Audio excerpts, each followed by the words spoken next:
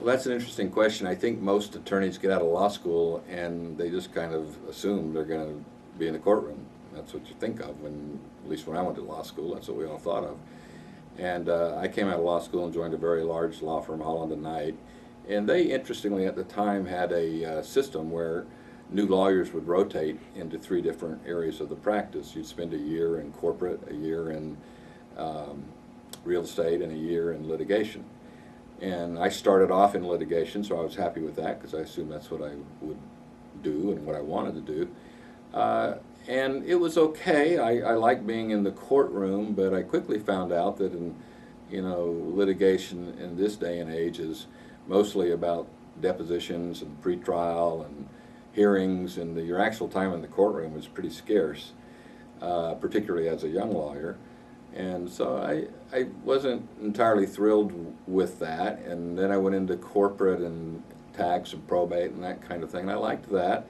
Did that for a year or so, and thought this was interesting to me. And then I rotated into real estate, which was the one area that I thought I'd never want to practice in. It sounded kind of boring and unexciting, and once I got into it, I found that I really liked it.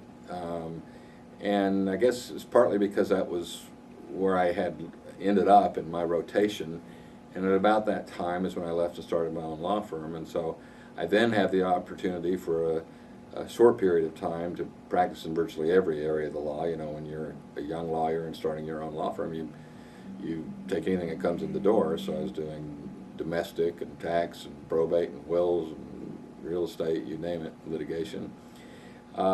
But I always found that the real estate cases were more interesting to me, and I think there's 2 reasons for that. One is it's like a puzzle. Most real estate deals that you're involved with are putting together a lot of pieces of a big picture and bringing them all together, and I enjoy that aspect of it. And the other is it usually involves developing or building something. I mean, sometimes if you buy an existing apartment complex or office building or something, that's already there. But even then, you're creating a new entity, a new investment for somebody. And on the true development side of real estate, you start from raw dirt and you end up with a beautiful shopping center or apartment complex or office building. And to just be instrumental in bringing that kind of progress to fruition is something I found that I really, really enjoyed.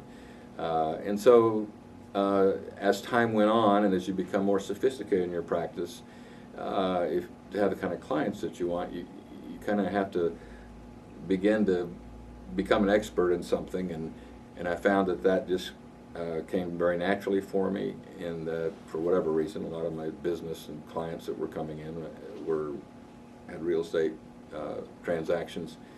And so I just undertook to really learn that and make that my area of expertise, and as a result, that's really what I've ended up doing. Now, one of the advantages of doing it the way I did it, though, is because I was a solo practitioner for a while, and because of Holland and Knight's rotation that they did early on in my career, I was able to have a pretty good exposure to virtually every area of the law. And so a real estate lawyer will often encounter other areas of the law, like you may be doing a transaction where somebody's buying or selling property out of a probate, so you need to understand probate, or coming out of bankruptcy, so you need to understand a little bankruptcy, or you may be helping someone who's had some property that at some point in the past came out of a dissolution of marriage.